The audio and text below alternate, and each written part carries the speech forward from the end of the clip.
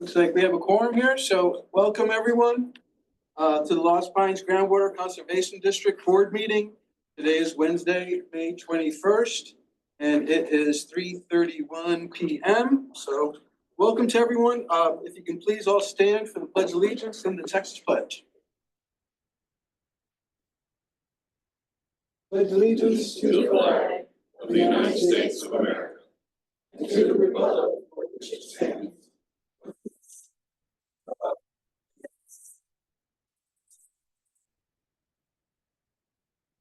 Texas flag. I pledge allegiance to the king, one day under God, one in faith. Thank you. All right, we've got 3 folks signed up for public comments. If there's anyone else that would like to submit a public comment, please see us up front, fill out a form. Is there anyone online with a public comment?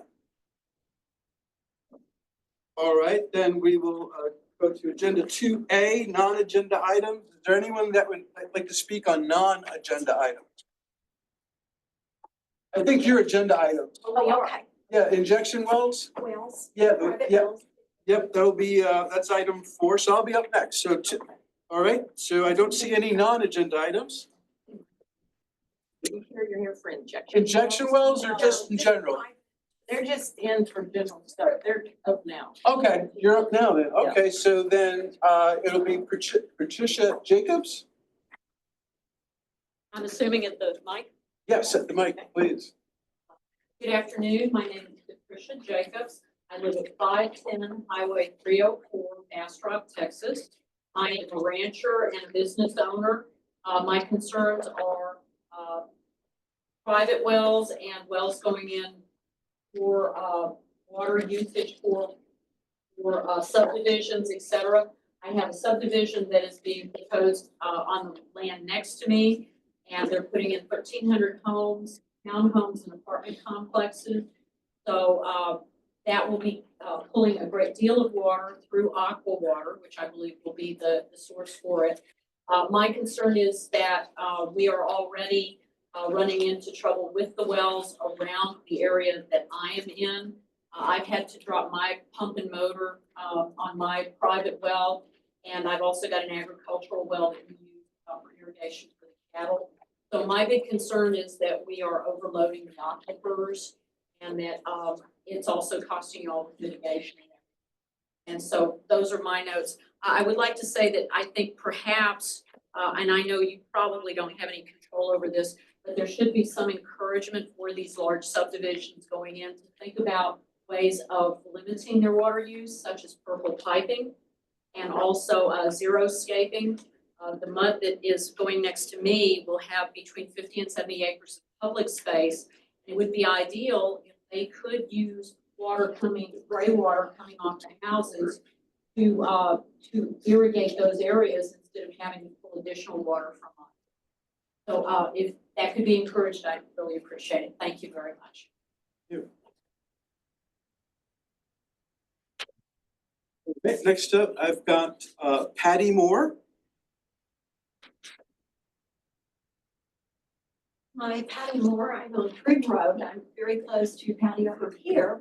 So we're both within 300 feet of the subdivision of Ironwood going in. And I'd like to say that I was just playing. I'm just a little more strong on the issue because I'm thinking that, you know, just conservation measures will not be enough in time with this kind of development going in, because we're looking at 600 to 900 acres being developed just a little further down the road. So I was just playing with some figures today, and I'm sure you have much more accurate figures, but I was playing off of a Texas website on the average household use of water, how many gallons. Figuring for 1,300 living units, you know, I came up with 91 million gallons of water per unit for a year. Okay, I mean for the whole division. For the 1,300 units, 91 million. So that's scary, I think. But anyway, so I'm just wondering, you know, the condition of our aquifer, the status of it. But I just got all this down, so let me just read it all to you. We're very concerned about our wells. 2 years ago, mine went dry after going through 3 different well people. We ended up not re-drilling it. It got burned up. The water level had dropped 125 feet. So we had to put a new pump in and lower it. But that year, I was told there were 6 people around me that this happened to them. And there were people in other areas. It was a very dry year that year. So we are concerned about what the current status of our aquifer actually is, or aquifers. And do we need to be concerned? And what is or can be done to protect them? And I even go a little further, and we are looking at tremendous development. We're looking at 600 to 900 acres down. This is happening, and I might verify this from one commissioner's office, someone working in there. I was told we're looking at 36,000 new homes in Bastrop County. So I'm concerned about the water. And is there any way to control the use? I mean, can some entity actually just tell a subdivider, no, we've used enough water, we can't risk this anymore, and actually stop it over water supply? But anyway, so thank you. Thank you. Last public comment that I've got here in my hand is Joe Burgess.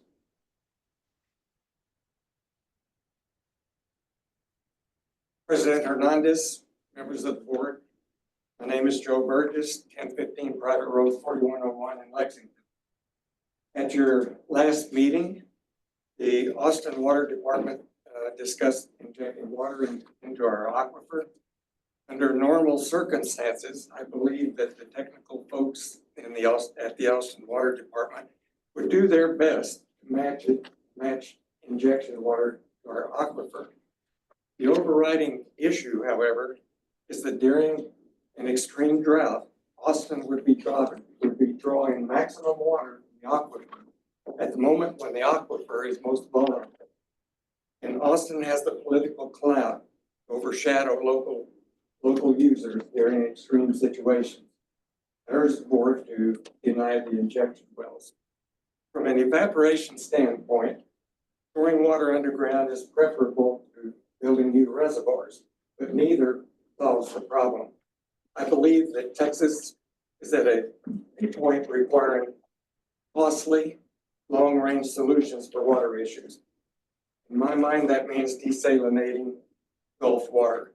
And of course, that means finding an environmentally safe solution for handling brine and offsetting the power requirements with small nuclear pods. It's expensive, but city and corporate water requirements absolutely will continue to grow, and we can't keep extracting more and more water from our rivers and aquifers. Several countries around the world are already dealing with these issues. There's no reason the Republic of Texas can't keep pace with the rest of them. Thank you. Thank you. Is there anyone else for public comments? All right, anyone online? All right, seeing none, then we will move on to agenda item 3, the consent agenda. Consent agenda items are routine and will be enacted by one motion. There will be no separate discussion or action on these items unless requested by a board director. Would anyone on the dais here like to pull anything out or discuss anything? All right, then I will entertain a motion. So moved. All right, I heard a motion made by Director Textor, is what I heard, and seconded by Director Phillips. All those in favor, please say aye. Aye. Any opposed? Hearing none, consent agenda passes.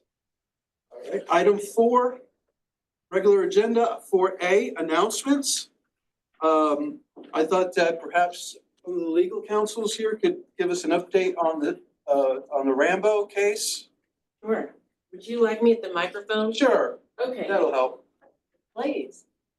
Well, we've had it. My pleasure. I've it'll been here help- since it'll help- January. Yeah. I was under you work. Hey, Natasha Martin for the record.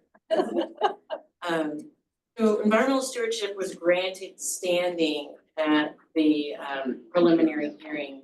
I guess it was earlier this, yes. And so the case will be referred, it is already referred, it'll stay with Judge Abel for a hearing on the merits. So that's the actual merits of Rambo's application. And we're working on the procedural schedule for that. These kind of cases take really 9 months or longer. Yeah, a long deal. Or it comes back to the board. Okay. Any questions? Thank you. Thank you.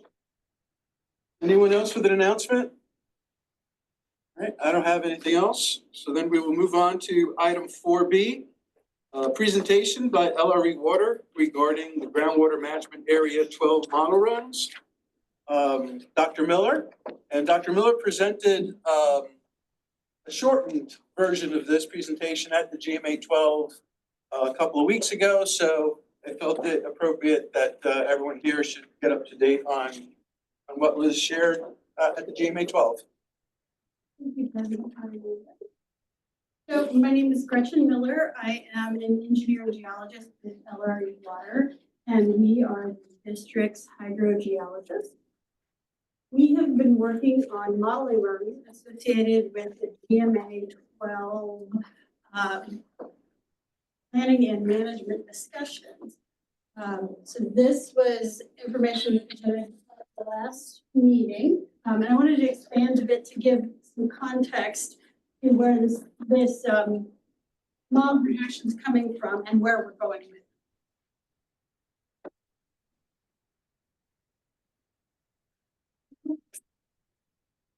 All right, so for our GMA 12 modeling, GMA 12, as you know, is a collection of districts. You can see the outline of this. The districts included are the 3 biggest: Lost Pines GCD, Post Oak Savannah, and Brazos Valley GCD. And we also have Mid-East Travis GCD and Fayette County GCD. We also have a number of communities or counties that aren't represented by GCD. Now, the darker maroon line here is the planning area, whereas the bright red is what we call the model domain. So this model is the groundwater availability model, as registered with the Texas Water Development Board, right? You can download it straight from their webpage and run it yourself if you're so inclined. I wouldn't recommend that though. The one we use. What'd you say, the dark? The dark one is the management area, right? So this is the collection of groups that are talking, and then the red one is the model. So it's a subset of the modeled area. The model that we use for this is the central portion of the Sparta, Queen City, and Carrizo Wilcox groundwater availability model. Just to give you a little bit on the model structure, it has a number of layers that are resolved computationally, and you can see on the left-hand figure, we have each of those little cells that represents a place where we're doing a calculation on groundwater flow, and we're doing a calculation on groundwater head or pressure in each of those. And then it's further, we can think of these as roughly aquifer layers. So each layer represents the Sparta, the Queen City, Carrizo, and then all of the different Wilcox. There's also a layer at the top that represents the alluvium, which is the Brazos River alluvial aquifer and the Colorado River alluvium. And I wanted to show this because we talk about in each one of these layers, we are calculating a water level by calculating essentially the pressure in the aquifer. That's what all the equations. Okay, so the way that this modeling process works is that we take a pumping file, and this is all of the wells represented at a certain rate, what we expect them to be pumping at, across all of the districts put together. And that is supposed to represent some sort of scenario in the model itself. And we combine this pumping file with the GAM file or the model version. This is all the software or the computer code that runs these systems. And so for the GMA12 modeling, we combined what we're calling the PS4-1.well file, those are all the pumping rates, with the GAM, and we abbreviate that SPQCCW, which is just as much a mouthful as its full name, I think. And I apologize, I have a typo on here. This should be version 3.02, not 3.1. We'll talk about that a little bit later. We wouldn't have known the difference. I know. Record, I don't want one of the other districts doing the same.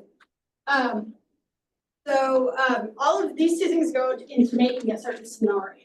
We all agree on the nomenclature, all of us, meaning the different districts. And the first one we ran is known as PS4-1.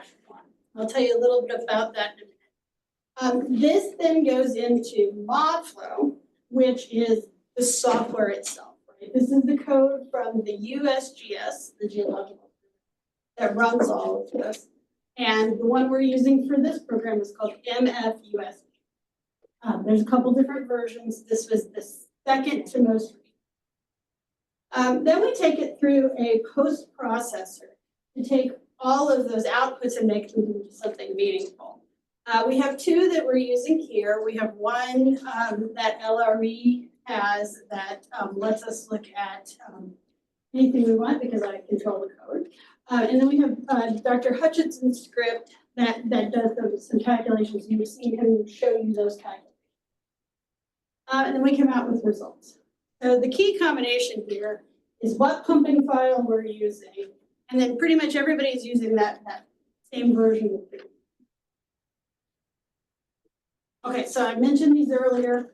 The difference between 1 and 2 is 2 was updated and accepted by everybody at once the Vista Ridge data had come out. This was done in 2020 or 2021, and it matches the last planning cycle. So the file that was put in there that represented pumping was S19, and you'll hear me refer to that a couple of times. This model and pumping combo matches what we have for the DFC. So this is what got sent into the Water Development Board as this is our DFC. Okay. So that's for the last planning cycle. And what we're trying to do here is come up with that of pumping for the next planning. Okay, so the permit scenario that we wanted to, or the pumping scenario that we wanted to look at was what we called an all permits scenario. Okay. And what this looked like, so S19 essentially has existing permits and permits that have been for the past 10 years, what their actual values are. And then a ramp up over time in pumping that's supposed to represent population. Okay. Now, this does not have all of the permits represented because it's old and you've permitted several wells since. And it also doesn't have the full volumes of all of those permits represented, right? Because we said, well, it's not maybe realistic that we would pump all of that, but at the same time, it isn't the maximum scenario that can happen. And that's what we wanted to look at with S19. And for this run that I'm showing, this is what happens in the district when all of the non-exempt permits or all the non-exempt pumping is turned on. Okay, so this is the volume of water that comes out of the ground if everybody uses their permits to the letter of what they're allowed. Dr. Miller, are you referring to the chart on the right? Yes, that one is the chart on the right. Okay. And just for a local shorthand, we call this LP, the file name. And so what does this look like? So drawdown in Lost Pines, so just this district, by layer. And you can see how it deviates between that S19, so that's our previous planning cycle, that's the DFCs, and the updated scenario with all of the permits in it, right? So you're seeing for the Sparta and the Queen City, about 10 feet of difference, so not nothing very dramatic. Once you get to the Carrizo, we're seeing a little bit more. A lot more, I should say. Somewhere in the order of 100 feet of blocking. In the Wilcox formations, and particularly the Simsboro, these get a bit exacerbated, right? And so for the Simsboro in particular, you see we go from 250 feet to nearly 300 feet. So turning on all of these wells. And just the wells in the district creates quite a bit more drawdown along the same planning horizon.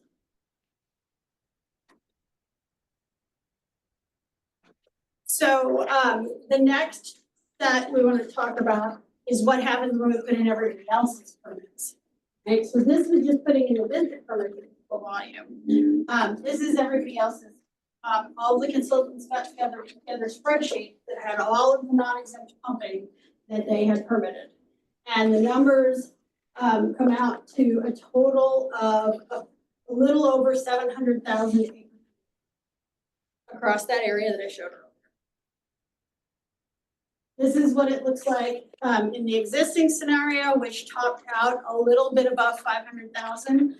And then in the PS 4-1 scenario, since everybody's together, it tops out at a little, like I said, over 800,000. Now the difference between what I showed on this chart and this chart is the exempt pumping. So the model does include the exempt pumping that was in the previous. S19. In S19, right? We haven't done any changes to the exempt. Although we could, it's probably not worth it as an exercise because the non-exempt pumping in this case just works anything exempt. Just to define the name, so the PS 4-1, what that means, my understanding, is that we're in the fourth cycle. This is the fourth cycle that we've been doing these DFCs. They occur every 5 years. And this is the first run of the fourth cycle. That's correct. Okay. That's what PS 4-1 means. And S19 was the previous nomenclature. Was the old way you called it. So I want to point out though, S19 means that's the 19th run. Right, okay. It took you 19 runs last cycle. Oh, I don't Not want you, to- but it took them 19 runs. We're hoping that it will not take that many this time. So looking at what this does to draw down, you see comparison here to the DFC's S19, the Lost Pines only scenario and the PS 4-1 scenario. And again, there is about 200 feet of drawdown difference between the previous planning cycle and the all-in permits for the Simsboro, for example. We see a little bit of difference here between the 2022 DFCs 19. Some of this is just due to that variance that's been discussed before and in how that's calculated. I can go into it, but it's a lot of math that I think is relatively, at least for this scenario. So for the Simsboro, when the external pumping is causing about 120 feet, 122 feet of additional drawdown, that's just from external of our district. That's correct. I thought that was an important distinction for you all. Sure. Yeah, that's what, we don't have control over that, obviously, right? Now, ultimately, the drawdown follows the same trajectory when we're looking at PS4 versus the district only drawdown, except that it is lower, right? So it's sort of the same shape. And then again, you can see this graphically represented for the Wilcox, or excuse me, for the Wilcox formations. This is just a different way of looking at the numbers. I don't know that it tells us much different, but Dr. Hutchinson divided this into outcrop and subcrop in his calculations. And the difference is this is, the portion on the left is the drawdown in just the areas that are unconfined. And the portion on the right is the drawdown that are in the areas that are confined. This is just an alternate way to do the calculation. And then there's the percent remaining artesian head. This is across the whole aquifer. And so I wanted you to see how they change based on the pumping scenario. Yeah, is there any way we could use the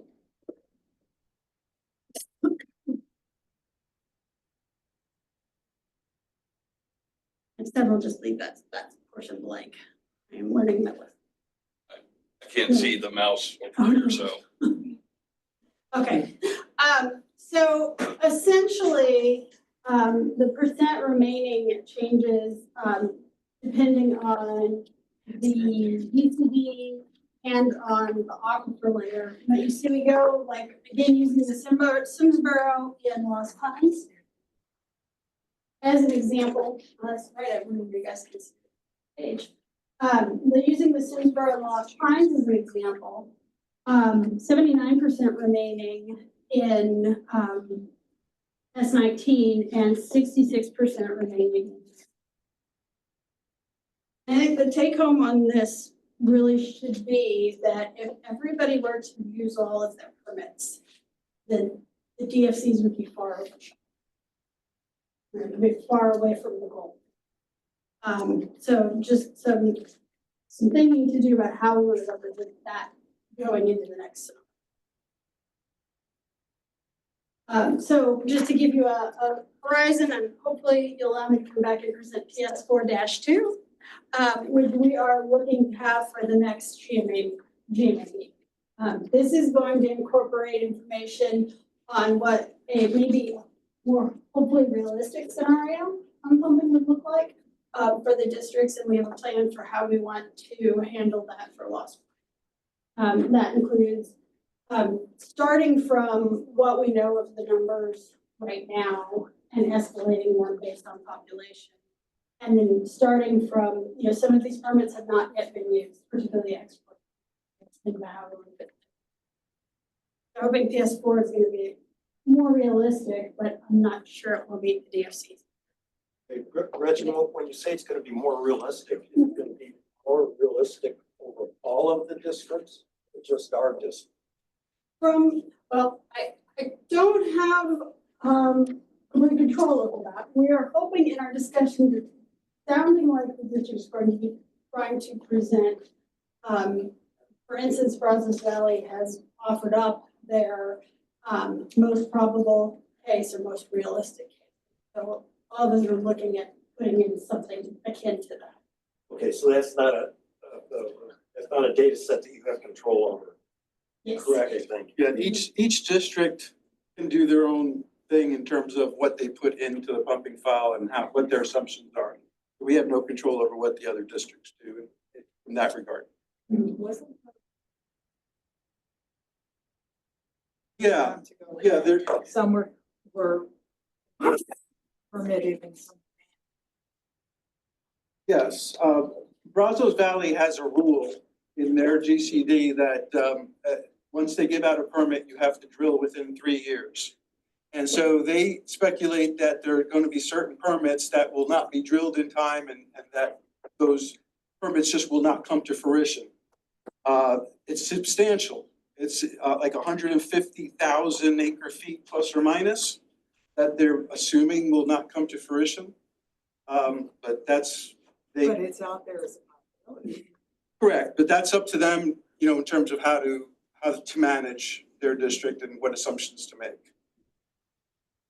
That was also one of the fact that files were out. That was one of the reasons why it was important to run 4-1, because it helps bracket, here is what a worst case scenario would look like. Here is how far in the DFCs everybody might be if what could happen. How will you come up with the most likely scenario? Just look at pretty much past practices or talk to the permit holders or? Well, For this next one, the plan is to look at the current pumping over the last 4 or 5 years and the data from Jim already. We're working on putting all this in. So look at that, take the population projections of the 2 counties, and do sort of the similar to what was done in the past, with that ramp up. That was also based on population projections. I think we all know that 5 years ago, it's gonna change a bit, but we will max out the permits, you know, at some point because of that. And then it will be, you know, like a level off max. Let me give you an example. For example, in the All Run, they assumed that everything started pumping in 2025 and was pumping full blast till 2070. That was the assumption in the All Run, where everything started in 2025. Now, obviously, there's Gatehouse not starting this year, LCRA is not starting this year, and Recharge is not starting this year. And most permit holders don't run full tilt. So that's what she's saying, that this in the next run, they're going to true up and change those assumptions. And we are gonna distinguish, the plan is to distinguish between export permits, which actually are likely to run full tilt, and then non-export, which are more likely to follow the local population. And that's a difference. Any other questions?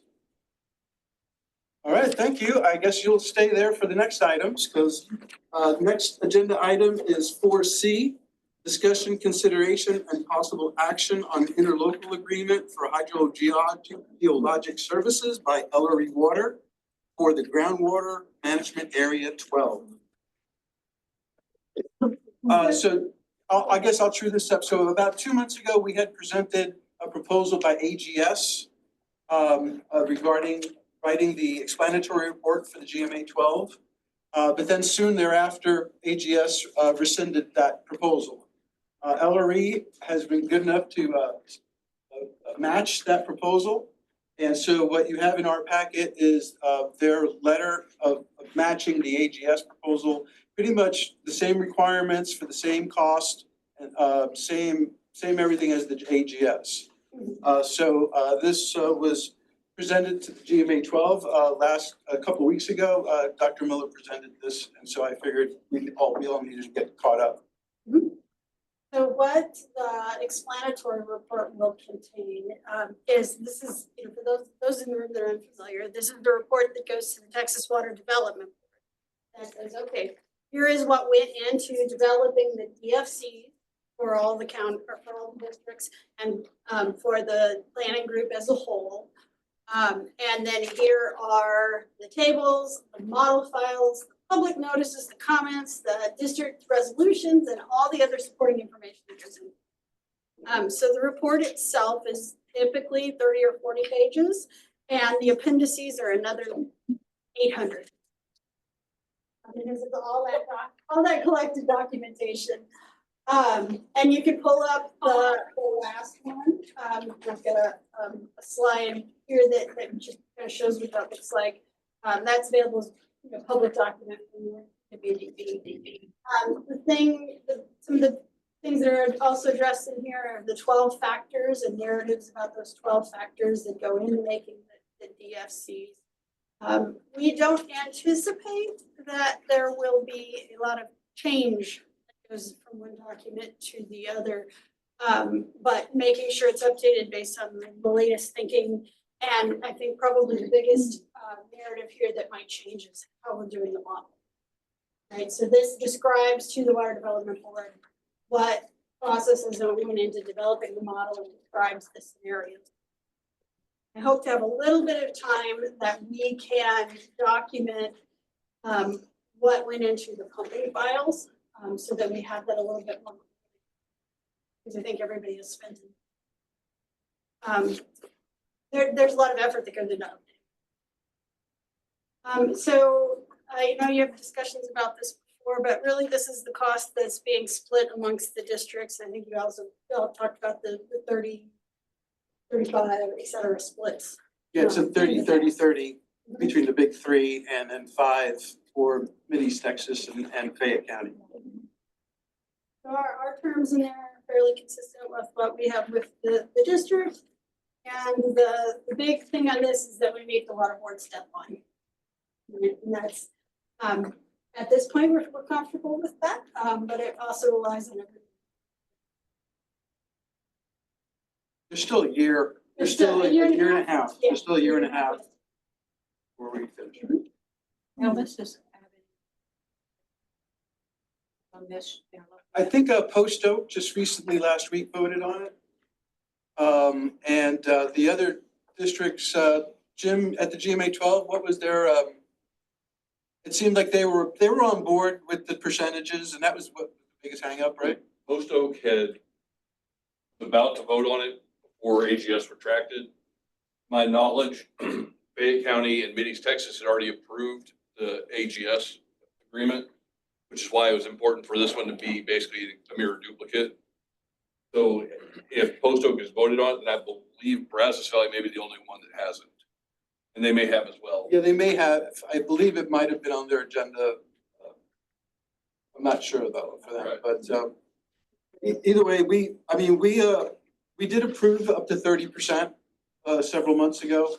And so what was negotiated at the GMA 12 would be a 30-30-30 split between the big central three, the Brazos, Post Oak, and the Lost Pines, and then 5% each for the two smaller GCDs, Fayette County and Giddings, Texas.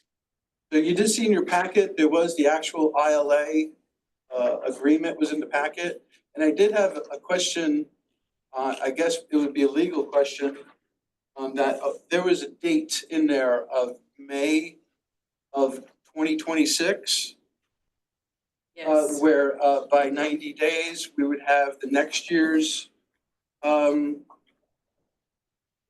The consult, selected. We would have to select the consultant for the next cycle.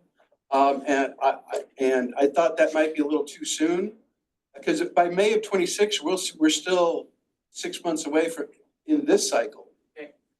we can take that data. I mean, the way the language is, it can still be worked, because it's, Yeah, but we yeah, can take it out. That's fine. but I think that date maybe, Or until the end of Oh, the contract. yeah, and then the other one says or intent, yeah, but the date's in there twice. If you take a look, and so I just thought that date might have been a little too soon. I mean, it's just so that for each cycle, we know who the consultant will be before we start Yeah. work on that Sure, cycle. but it took So- us 3.5 years for this cycle to figure that out, so. But the explanatory report is the lion's share of the cost, but there is some work that the consultants do before it's prepared, so. that's- Yeah, whatever time is appropriate. We can make it more like, May of 2026 would be the adoption of the EFCs for the next cycle. So that'll be the start of the hearing process and everything else, public hearings in each district. So I mean, that would be kind of in line with the end of this planning cycle, where we go through the hearings and the final adoption. So it's possible. But again, we also raised the issue, it hadn't made it to the agenda yet, of having one single consultant like other districts do. So if we can get that discussion underway, that may resolve some of these problems as well. But I think for now, we can leave it as May. Leave it? None of the other districts seem to have an issue with it, I'm so good, yeah, if you guys are good, I was just throwing it up as a question. maybe Okay. maybe it won't take 3 years if they don't have a deadline. There you go. If we get a deadline, then yeah. All right, so thank you, Dr. Miller. Any questions on the explanatory report or the proposal? I think we do need a motion to. so I haven't Do we- seen the LRE proposal. I would suggest two motions. If there's a proposal, you approve that, and then you would approve the interlocal. Which is a separate It's a document. separate. All right, so the first motion would be on the LRE proposal. I would make a motion. LRE proposal. Okay, motion made by Director Cole, and I heard second by Director Arsufi. All those in favor to adopt the proposal by LRE for the explanatory report. All those in favor, please say aye. Aye. Any opposed? All right, hearing none. Then the next item, the next motion we would need would be on the interlocal agreement, which you had a draft in the packet. Any comments on the actual language that legal needs to hear about? I move we approve the interlocal agreement. Okay, so motion made by Director Arsufi and seconded by Director Smith to adopt the interlocal agreement. All those in favor, please say aye. Aye. Any opposed? Hearing none, the interlocal agreement is approved. All right, we'll move on then to item 4D. Discussion, consideration, and possible action on the request of Aqua Water Supply Corporation permit amendment to aggregate a well under District Rule 7.2.b. I guess, Jim, you'll open it up, give us some background? Yes, sir. Since we're trying to use microphones, I'll try and adopt to that as well. What's before you is a request to add an existing, a new well to an existing well field by Aqua Water Supply. Essentially, this is a no increase amendment in annual production. This is simply to add extra capacity and redundancy to their existing Camp Swift system. I believe Camp Swift currently has 6 wells that are permitted on it, so this would be the 7th well added to that existing well field.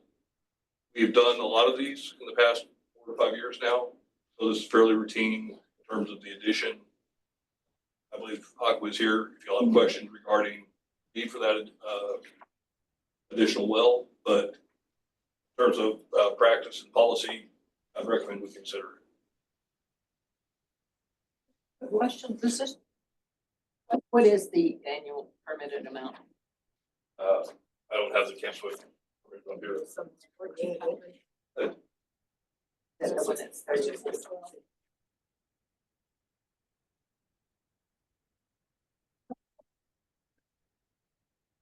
I didn't bring any paperwork. Okay, sorry. 1,400 acre feet per year. Okay, that's not a lot. And is this just an attempt to spread the wells further apart for better production? This is a fairly compact well field as it is, and this new well is not significantly distant from the existing well field. We'll have that question come out the next agenda item. On this one, I believe it's more of just instantaneous capacity and redundancy. Making sure that the wells that they have can deliver the water when they need it. So, Simsboro. Simsboro, this is an area. Right, Camp Swift is relatively uniform in that area. That's basically going to sit in between the new Bastrop well fields on the north side of 95 and the LCRA fields over on the Boy Scout Ranch. You're thinking of the S field, yes, ma'am. Does anybody have any questions for Aqua? Or maybe Aqua, did Jim get that right, or anything you'd like to add? Please come on up.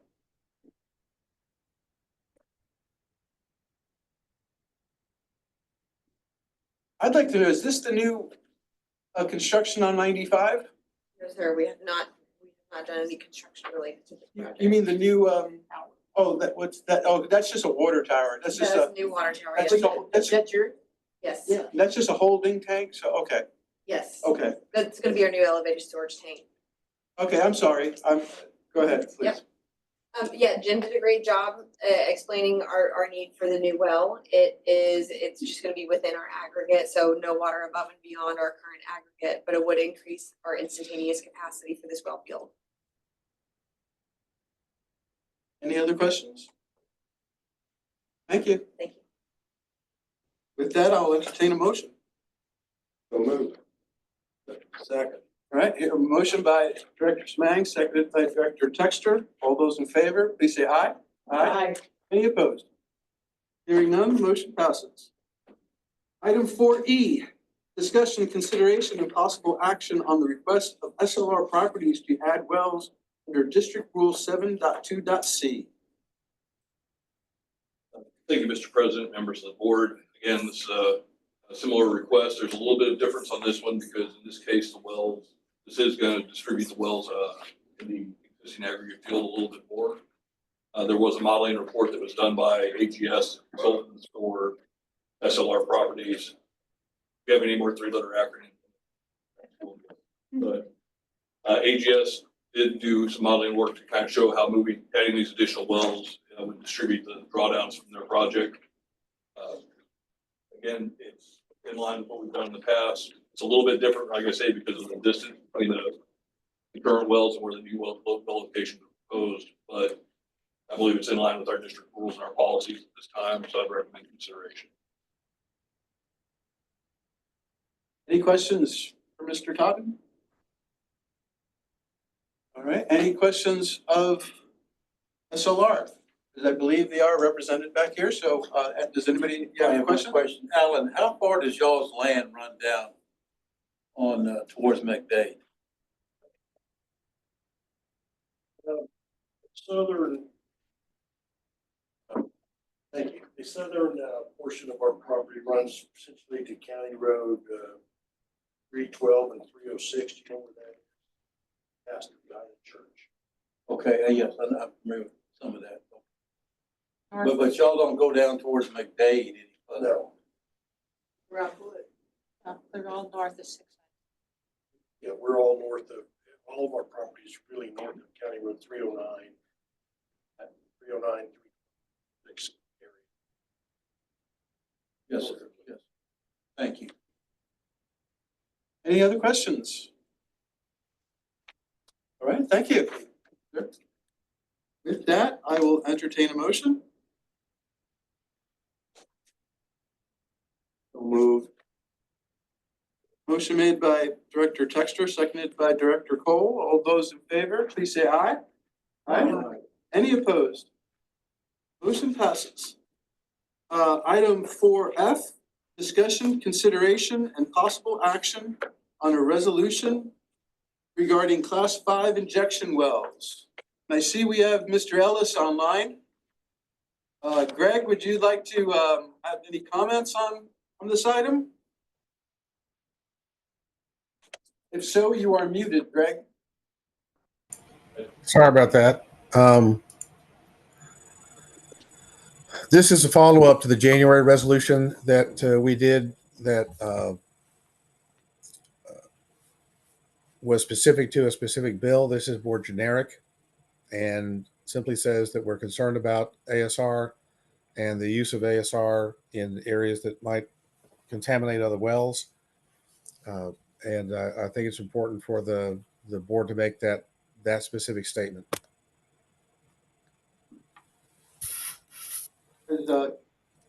As Mr. Ellis states, the last resolution regarding ASR was very specific to the House Bill 1523.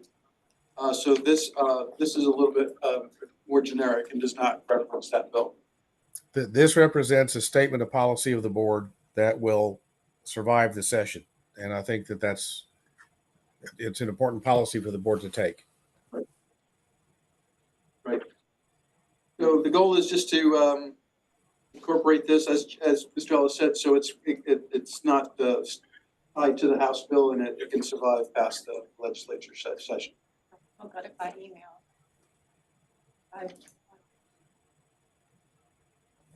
A second. Okay, motion made by Director Smith. I heard seconded by Director Cook. All those in favor, please say aye. Aye. Any opposed? Hearing none, the motion passes. All right.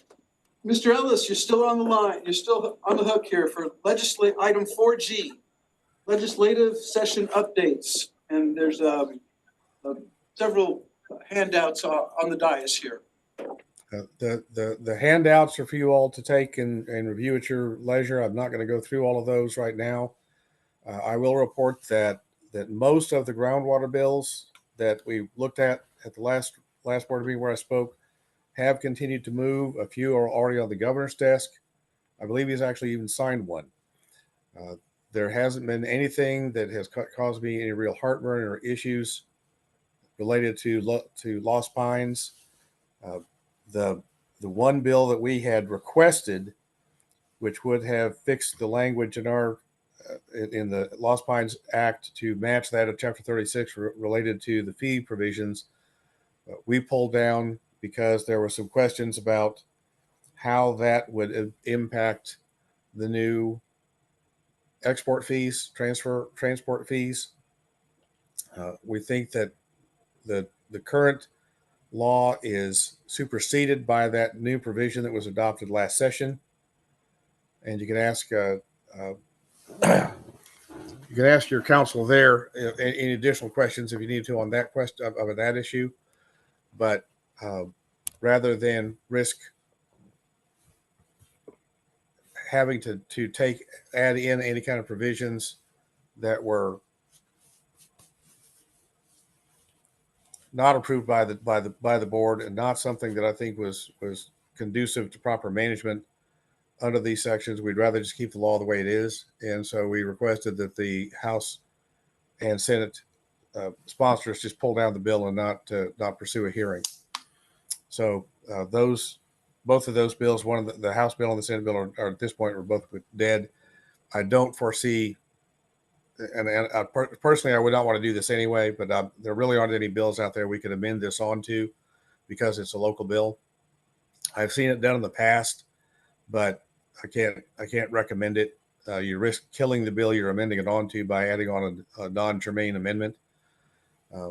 And so at this point, I think we leave it alone until next session.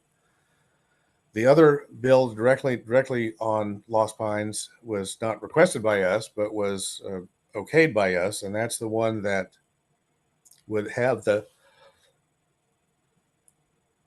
board vacancies filled by the body that appointed that board member that created the vacancy. So rather than having the vacancies filled by LPGCD board appointment, they would be filled appointed by whichever county judge had appointed the person who has now left the vacancy.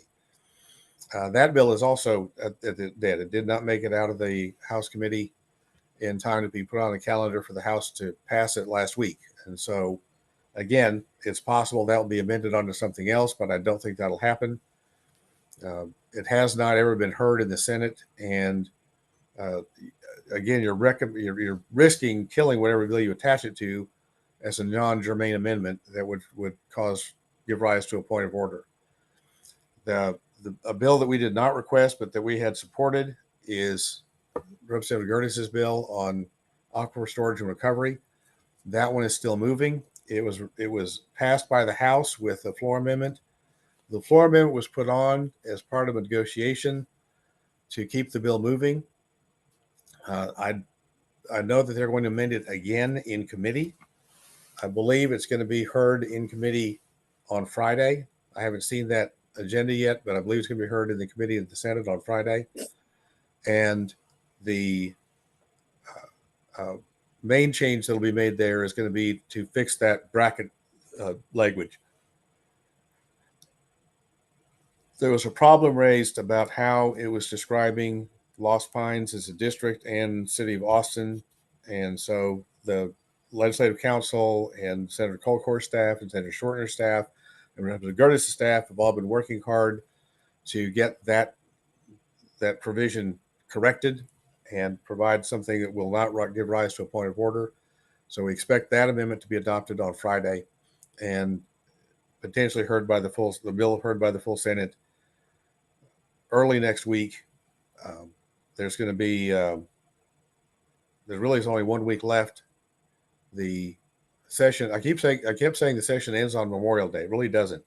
Memorial Day is very early this year. Memorial Day is this coming Monday. The session ends 1 week after that, and this would be the first time that I can remember that the session ends in June. It's going to be over on the first Monday in June this time. That's 140 days from the date that it began. So we're in the end phase here. I'm also, by the way, tracking a lot of other bills that are applicable to all local governments, specifically Public Funds Investment Act, Public Funds Collateral Act, election laws, tax laws, and of course, open government laws. My open government list of currently active bills that are amending either the Public Information Act or the Open Meetings Act, there are 14 bills that are still active. Most of those have to do with posting what you have to post in the notice, whether or not you have to include a copy of the budget when you post an item that includes changing the budget, whether or not you have to have that up on your website, whether or not you're going to have to, how and when you seek an AG opinion on a Public Information Act, and what the AG can do if they believe that you've presented that in bad faith, or haven't followed through to provide the information after you have obtained an AG opinion on it. We'll see if any of these pass. There are a couple that aren't quite as controversial that have already passed and been, or they're now enrolled. One, Senate Bill 765, it has been passed by both houses and signed by the governor, and will take effect on September 1st. And that created a confidentiality clause for any information related to fraud detection and deterrence. I don't know that you all have any of that, but that will now become law. All the rest, I think, now have either passed one house and been referred to committee, or heard in committee in the other house. I'm looking at my list now to see if there's anything here. Yeah, I think that's the only one now that has been signed by the governor. The governor will be signing bills between now and June 21st or 20th, and probably vetoing some of those bills. I don't think it'll be as bad as last time, since I don't anticipate that there will be a special session. I think all of the governor's top priorities have either already passed or are close to passing. The only thing that might cause a special session this time would be if one or more of the sunset bills fail to pass, and that agency is going to go away on September 1st unless they, do something to pass legislation, and they will. Then more than likely the governor will call a special session to address that. I'll be happy to answer any questions if you have any.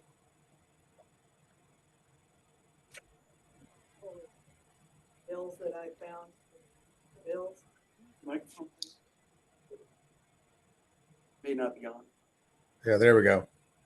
Is it on? Yeah, if you can hit the button. Green.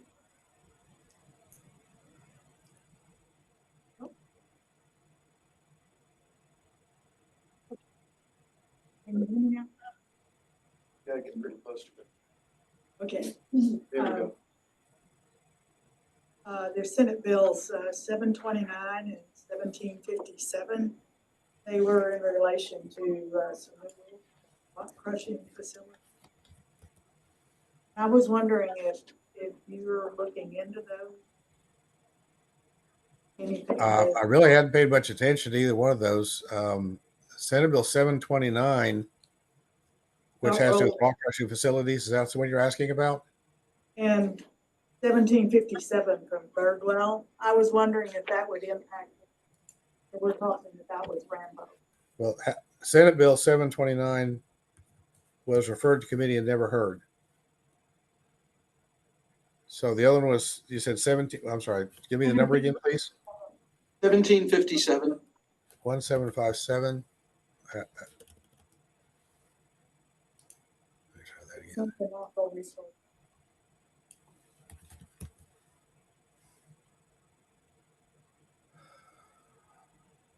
That's okay. That's a Senate bill or a House bill? Senate. Oh, also rock crushing. Okay. That one passed the Senate, but has been heard in committee. They had a public hearing on that this week on Monday in the Environmental Regulation Committee. The committee did not vote on it. They can vote on it at any time. They will likely have a formal meeting, and if they have the votes to vote it out, then they will bring it up and vote it out of committee later this week. I really haven't paid that much attention to it. It's I can send you a copy of the engrossed version, but it amends chapter 382 of the Health and Safety Code and creates a standard permit for certain rock crushing facilities, which means that probably would be a permit by rule, considered a permit by rule. I'll certainly take a look at it. If you have, and if you want a copy of it, I'll send you a copy of it. If you have any comments or need me to do anything on this, please let me know quickly. I have access. I was just wondering if that, I had asked about concrete plants. We don't have any of those. But if this would have anything to do with what we need to talk about, Rambo. I think this is part of those concrete batch plants. It was anytime they have any type of rock crushing going on. I don't know that you have any of that in Lost Pines. There is quite a bit along the Balcones fault zone, mostly in Comal and Hayes counties. Nancy, if I could try to answer your question, would be related to a rock crushers authorization to emit air pollutants. So it would not be related to what we're doing with the water. Rambo. Well, with any concrete batch plant. I don't want to get into Rambo because it's currently contested. We're not posted to talk about it. Oh. So, but this is purely, like, this would be related to air permitting. That's not related in our to groundwater at all. Yeah. Limestone, it's not gravel. Yeah. There is a difference. Sure. That was my question. It is not related to what we do. You're welcome. Any other questions for Mr. Ellis? All right, seeing none, thank you, Greg. Appreciate it. Thank you. All right, moving on to item 4H, committee reports with possible board discussion, no action will be taken. Financial Services Committee did not meet. Governance Committee, we met, but all we did was just plan for the today's agenda. So there was nothing really to report on. So with that, the Infrastructure Committee, is there anything to report on? We met yesterday very briefly. We wanted to talk mainly about the roof, but in doing that, Jim mentioned we had someone come to look at the roof, and they had also talked about there's been some leakage around the windows. Jim might be able to give you more detail, but we could recaulk and all that, but he had a great idea of replacing these windows with possibly a double pane window. Doing the prep work. Anything to add to that? We've got, we contacted the first window company out of Schulenburg. Yeah. And they said the next time they have a crew in Giddings, they'll come by and take a look at it for us. And then contacted United Roofing out of Bryan. They specialize in flat roofs for commercial and industrial buildings. They do a lot of membrane TPU type roofs. So they're gonna have a crew come down in the next week or so to take a look and give us a third quote. And just another idea of what might be appropriate rather than just replacing metal with metal and hoping for the best. So you're talking about that for the roof? yes, ma'am. Okay, so we had two bids, we had three bids for the roof. One was from Kentex, which is out of Austin, and one was from Hancock Construction. Lexington. And Kentex gave us a bid for just repairing the roof, and they said if we repaired it, bid was right under $5,000, that we might could get a couple out of the roof.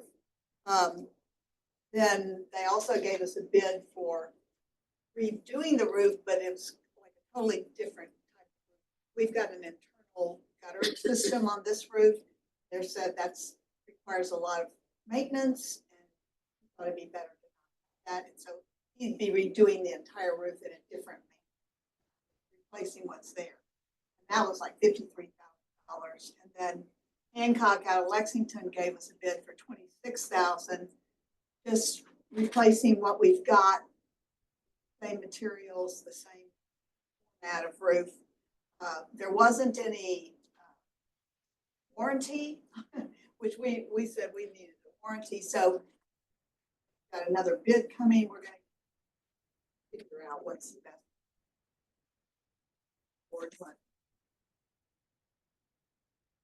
Unfortunately, I don't think we need to worry about rain in the near future. So we've got a little bit of time to get this sorted. All right.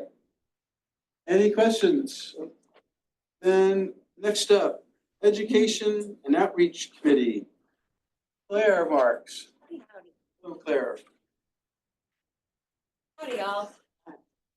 Okay, we had Giddings fourth grade field day, I believe it was either last week or the week before. We were able to reach 142 fourth grade students that day. They learned about erosion, the water cycle, porosity, permeability, just a bunch of good stuff, and I was very impressed with them. I wanted to say thank you to Tom and Cheryl for coming out to that event and volunteering there. We had our Lost Pines Habitat and Wildlife Day. We did this in collaboration with the Houston Code Education and Working Group. It was out at the Bastrop State Park. We debuted our brand new watershed model and the kids loved it. I really underestimated how little boys love tractors and race cars. So they came straight to our model. So it was really awesome. Our Groundwater 101 presentation, Cheryl and I had the opportunity to lead a presentation on groundwater law, groundwater management, groundwater science, and then I also did a presentation of our edible aquifer. This was for the Lost Pines, Texas Master Naturalist Group. Now it was earlier this week. I'm happy to announce that we awarded a scholarship for our 4-H Water Ambassador Program Scholarship. The student is from Lee County. He's in middle school right now, so he'll be starting high school and starting the program.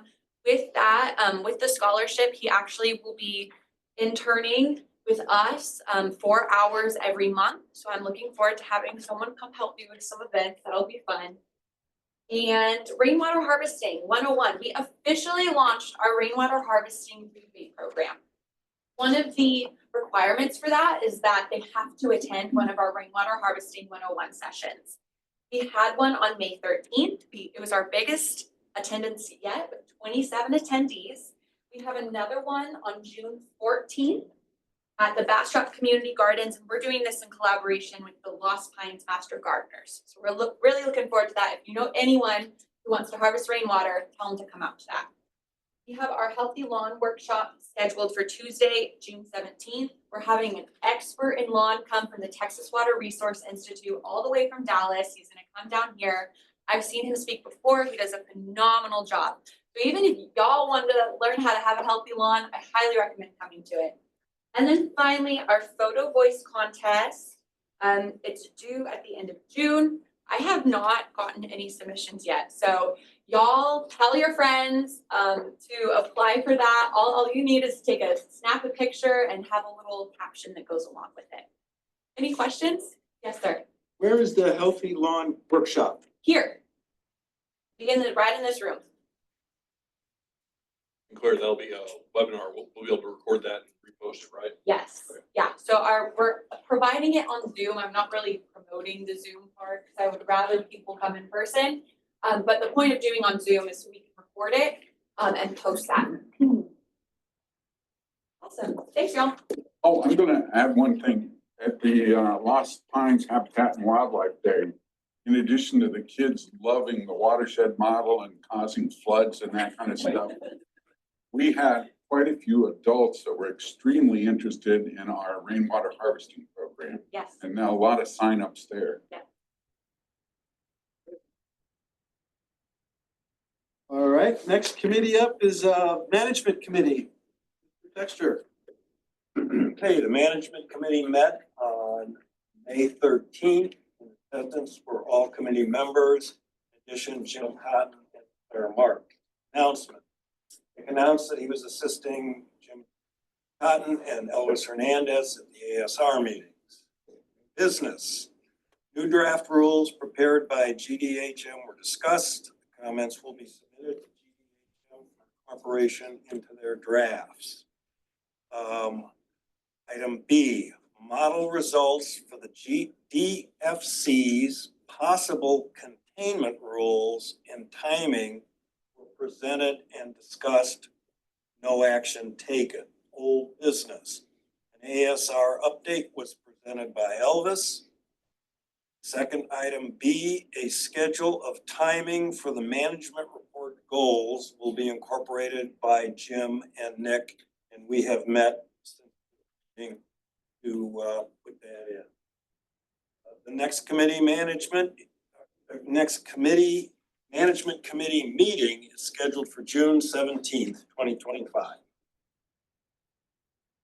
Same time, same bad time, same bad channel, 1 p.m. Yes, ma'am. Any questions regarding the management committee? All right, seeing none, then we'll move on to the general manager report, item 4I. No action will be taken. Mr. Totten. I'd like to begin by apologizing for the small pile of dead trees that came along with this general manager's report. But there were a lot of some really good presentations at GMA 12 that I'd like y'all to see. And then there's also a presentation that was provided by the City of Georgetown staff that should have been copied double-sided, and I didn't do that. So it's bigger than it needs to be. The general manager's report for the for May 21st, 2025. During the reporting period between April 1st and April 30th of 2024. I apologize, that's my typo. April 1st and April 30th of 2025. 21 new exempt wells were registered with the district, so that's domestic and irrigation wells, and 2 pre-existing wells were registered with the district via Form 300. During that same period, 6 wells were gauged, no water quality tests were performed, and no wells were reported as being flooded. The rains that we had towards the end of April and in early May did a tremendous job of reducing the drought conditions across the district. As you can see, the majority of Lee County went from being in a combination of moderate drought and severe drought to now in May, 97% of Lee County is abnormally dry, with only 3% experiencing moderate drought. Bastrop County had a similar reduction, although it's still scattered across 3 categories. Roughly 30% of Bastrop County has dropped down to abnormally dry, whereas last month 14% was in moderate drought. The majority of Bastrop County is now in moderate drought, whereas before it was in stage G2 severe drought. So the rains that we've received have really helped. But overall, we're still 2.5 inches behind for the year on Bastrop County and about 3.5 inches behind for Lee County. So rains help, but we've got ways to go to catch up to normal. GMA 12 met on April 23rd at Post Oak, Savannah. I did not include the copies of the presentation made by LRE because I knew they'd be here today making a follow-up. I did include the presentations by AGS as well as Intera. The Intera presentation is an interesting one because they look at sustainability and they look at long-term impacts to pumping. There's some nuance to it, but the initial slides, I think, tell a pretty good story. So I want y'all to be able to see those. If you have questions, feel free to contact me. I can talk through it, but I would encourage you to go find the video of the GMA 12 meeting and watch it. There's some good discussion that went along with that. I'm not going to go through all the presentations. Majority of them were just different consultants' takes on the same thing that Gretchen already presented to us this evening. The second thing is there is a letter from the Water Development Board. They're actively recruiting new members for the Water Conservation Advisory Committee. So anybody that's interested in that, please take a look at it. If you'll have the time or want to be a punching bag at the state level, you're welcome to apply for that. Sounds wonderful. So we did meet with City of Georgetown on April 24th.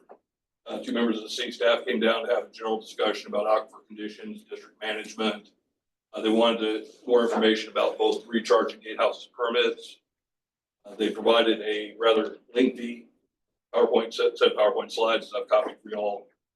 General information about the City of Georgetown, their water situation. If you're curious, it's there. I will note that the last page in the presentation where they talk about being good neighbors and how they can be partners with the district was stapled on separate from the rest of the presentation. So it may have been an afterthought as they were walking out the door. My take on that. Let's see. The second notice of violation was sent to Darling Industries on May 7th. At this point, we haven't received a response, but the copies of the 2 letters are attached. I went back and in a rush to get off my desk, I sent it via US mail rather than certified mail. So that is a mistake on my part. The the initial letter should have went out to mail to her receipt. I sent it via regular mail, so that is my mistake, but the second letter was sent via US mail or via certified mail. So we should hopefully have a response from them in the near future. This last point, I'm gonna be a little bit vague on this. We had someone that spoofed one of our district email addresses, contacted our permit holders and attempted to redirect electronic funds transfers to a new bank account. We caught it before anybody made the changes, so we were able to kind of head it off. We contacted the affected permit holders directly via mail and implemented a new set of policies regarding how our banking information will be disseminated. This is going to go out on the internet. I'm not going to talk about what that exactly is. If you have questions, we can talk later. But all the relevant documents were collected and supplied to the FBI as well. So we haven't heard back from them. We may not ever hear back from them, but it's all been handed over to the Fed. So we'll see if anything comes out of that. With regard to pending permits, we do have 2 more pending permits from Aqua. These are new water, so this is going to be require a public hearing, requiring the modeling. It's not going to be no increase amendments. We should have the modeling done, hopefully ready to declare admin complete by the end of the month, and then get it scheduled for hearing based on notice requirements from there. GMA 12 will be meeting June 20th at Post Oak Savannah, office in Milano, and Region K will be July 2nd at the LCRA Center in Austin, at the Dalco Center. And with that, I'd be happy to answer any questions. Sorry to go back on this Darling thing. Is there a legal limit on how long they've got? I believe it 90 days. It is 90. It would have been in the first letter. Yeah, and the 2 letters are identical. Well, Or should have been in the first. March 7th was the first letter. Yes, ma'am. So that 90 days would have. That's within 30 days of it. 30. And then the second letter says 30 the days. same thing. I haven't read the whole thing, maybe. Now that the only difference between the 2 is the addition of in a follow up. This is a follow up to the previous letter. So I mean, they're not responding. What they've been required. it appears that way. Even if we assume that the first letter got lost in the mail, which USPS has been a little bit less than reliable lately, even if we go off the certified mail, they're still running out of time rather rapidly. Director Cole, I looked it up and it's 30 days, but it looks like the GM has some flexibility with it. But even if we assume that the first letter was lost, the second follow up letter, that's still going to be a week and a half, 2 weeks. Are you for sure that they got this? You got to get that. So yeah, we received the receipt.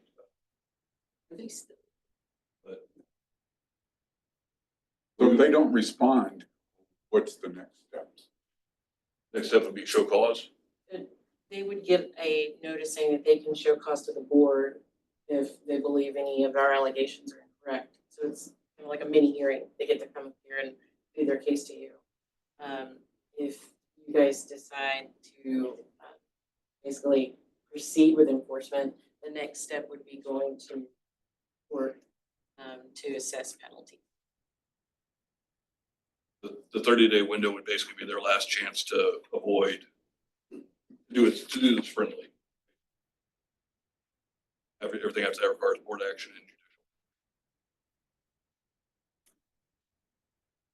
judicial. Question, could you just tell us what the Singleton and Clark thing is that's on a My diet? apologies. Yeah.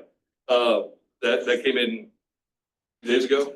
So this is part of our annual audit. The audit completed, they completed the local portion of the work they do here on yesterday morning. The envelope and the form that's on the dais is part of the standard audit process. They just ask you fill it out and drop it in the mail and send it back to them for inclusion in their report. Right now, I think July is the most likely time frame to get the final audit back. They said they might be able to do it by June, but it's usually about a month and a half from the time that they're here. So July is the most likely time. Any other questions? Thanks, Jim.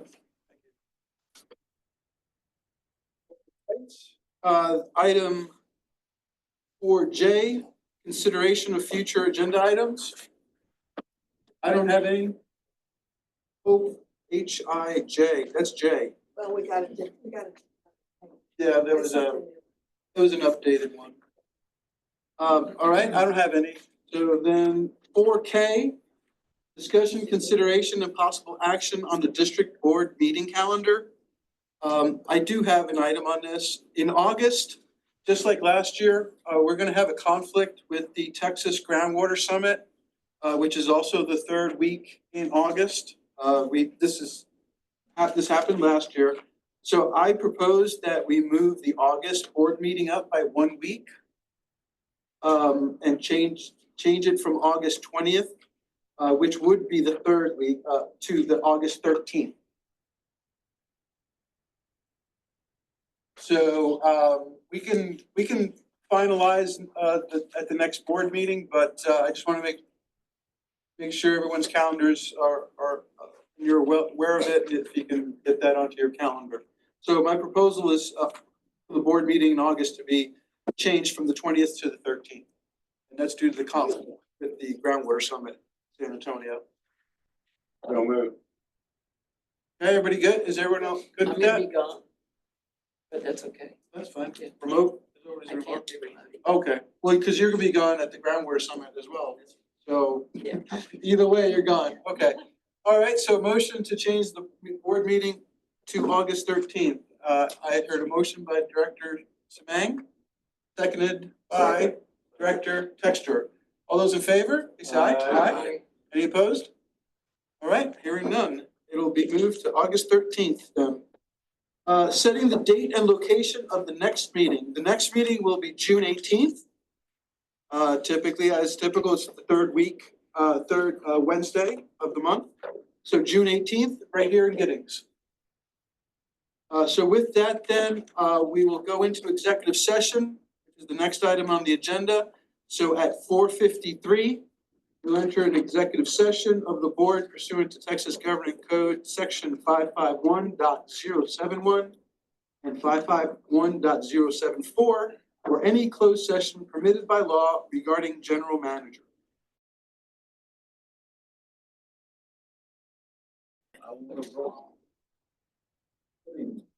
Okay, we have reconvened from executive session. The time is 5:31. And so with that, then we will also adjourn at 5:31. Thank you.